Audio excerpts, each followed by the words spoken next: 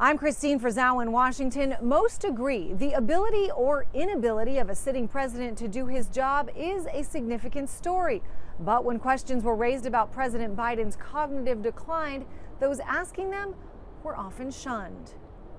In terms of taxes that they refused to, for example. In retrospect, many in Washington now admit there were signs of cognitive decline by President Joe Biden. The Democrats should just be straight up that he should not have run. But one of the biggest questions to emerge ahead of a new book detailing that decline and those who covered it up is, why wasn't this story more widely covered at the time? I think what there was not was enough very clear, vigilant, and tough questioning and coverage about what everybody could see. In June 2024, this Wall Street Journal article reported, behind closed doors, Biden shows signs of slipping.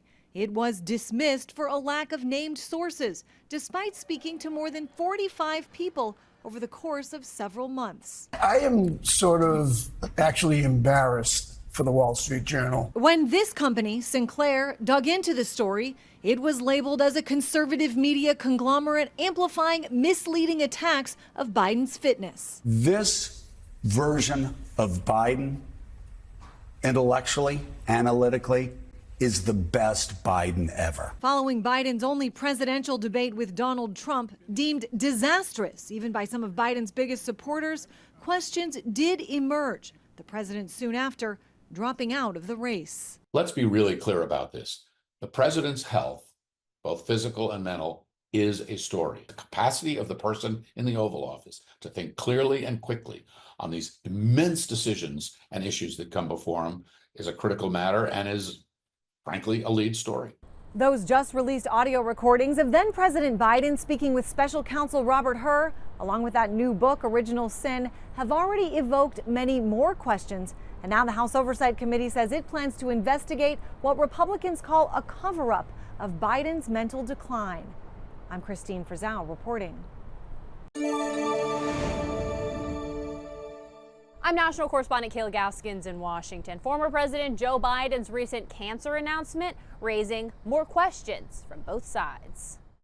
Former President Joe Biden battling a very aggressive form of prostate cancer. The news baffling many medical experts who are questioning how this advanced cancer went undiagnosed.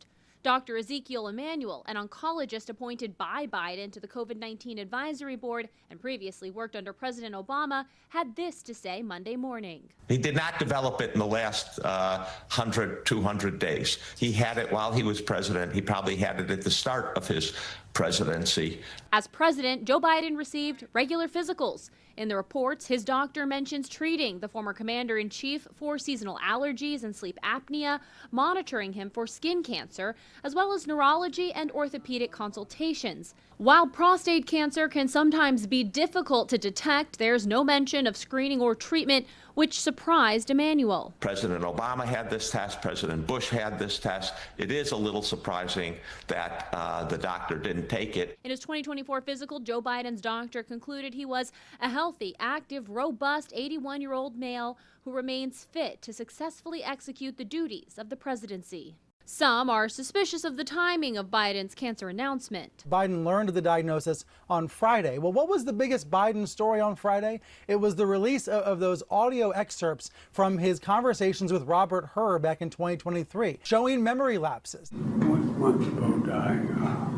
The cancer news also coincides with the release of books chronicling the alleged cover-up of Biden's declining health while in office. They are wrong.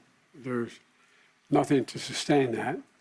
Number one. The people who wrote those books were not in the White House with us. Though some accuse Biden's team of using the cancer revelation as a distraction, a growing number of Democrats and Republicans say the news actually raises more questions on whether or not Biden was transparent on if he was fit to serve another term.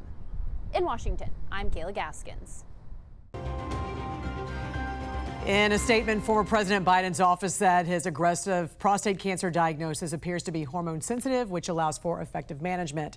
But this morning, as condolences are coming in from both sides of the aisle, many doctors are questioning how Biden's cancer had already spread to his bones without being detected during his presidency, or perhaps just not reported to the American public. Joining us now to discuss is Washington insider Armstrong Williams. Good morning to you, sir. Good morning. Was this just another secret, do you think, the White House was keeping from the American public?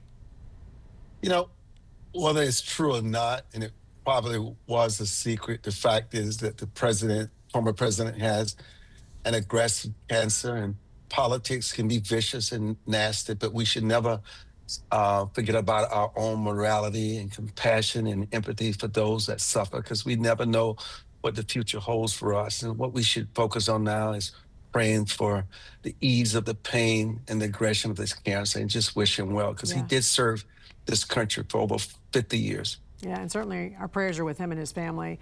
Like you said, this is certainly a question that many reporters even are having right now, because we know CNN's Jake Tapper has a book coming out with Axios reporter Alex Thompson called Original Sin. That's the title of it. President Biden's decline, its cover-up, and his disastrous choice to run again.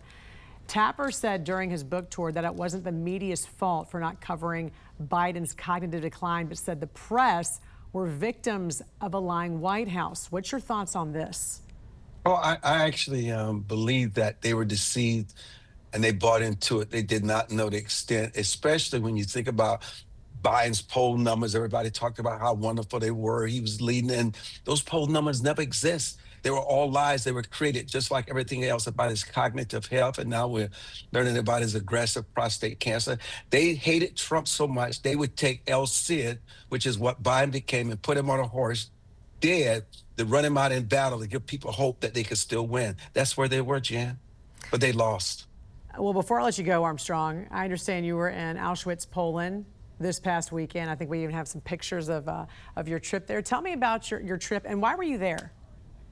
Strictly to see the concentration camps in Dachau and Auschwitz. I mean, Jan, it was just, when you look at those crematories where they were burned to a crisp and others hang looking at the crematories as they drew their last breath, the cruelty and the depravity of human beings is just so profound. It was just, it's just incomprehensible what humankind is capable of. Tell us some things that only you could experience that we can't see through pictures or videos. You know, there are these trees that you walk through and the wind always blows. They're so tall, and you could smell death. You could smell the pain. You could sense the agony, the destruction. And the thing that you realize there, and I want everybody to remember, is that monsters exist, but they are too few in number to be truly dangerous. More dangerous, Jan, are the common men and women, the functionaries ready to believe and to act without asking questions. Because the question is not why it happened, how did it happen? And we said nothing, did nothing, and it will continue to happen. It's just as relevant today if we don't stomp it out before it raises its ugly head and people die for absolutely no reason at all. Yeah, amen to that. All right, Washington insider Armstrong Williams, always great to see you, sir. Thanks for sharing those pictures with us. We appreciate it. Thank you, Jan. I'm Matt Gelka in Washington, where an upcoming book about the Joe Biden presidency has bombshell details about a mental and physical decline that was far worse than the American public knew about. Had former President Joe Biden continued on with his campaign and pulled off a re-election win, his aides were reportedly discussing him using a wheelchair. It's one of the stories coming out in the upcoming book, Original Sin, President Biden's Decline, Its Cover-Up, and His Disastrous Choice to Run Again, written by Axios reporter Alex Thompson and CNN anchor Jake Tapper.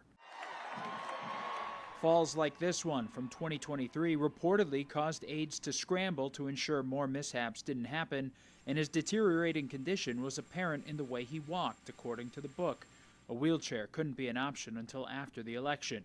Then, his disastrous debate performance happened. We have to do with, look, if The White House repeatedly said at the time the former president was sharp. He is as sharp as ever, as I have known him to be in my engagement and my experience with him.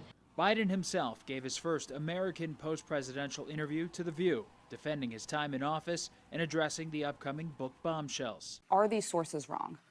They are wrong. There's nothing to sustain that. The only reason I got out of the race was because I didn't want to have a divided Democratic Party.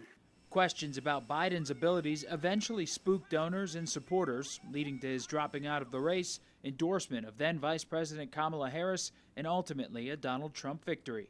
Some Democrats who supported Biden at the time are now being questioned about what they saw compared to what they said. I said what I believe to be true. And you think he was as sharp as you? I said I had not seen decline. The upcoming book contains stories from 200 sources, and some members of the media are now admitting that the decline was missed and underreported in real time. Reporting in Washington, I'm Matt Gelka.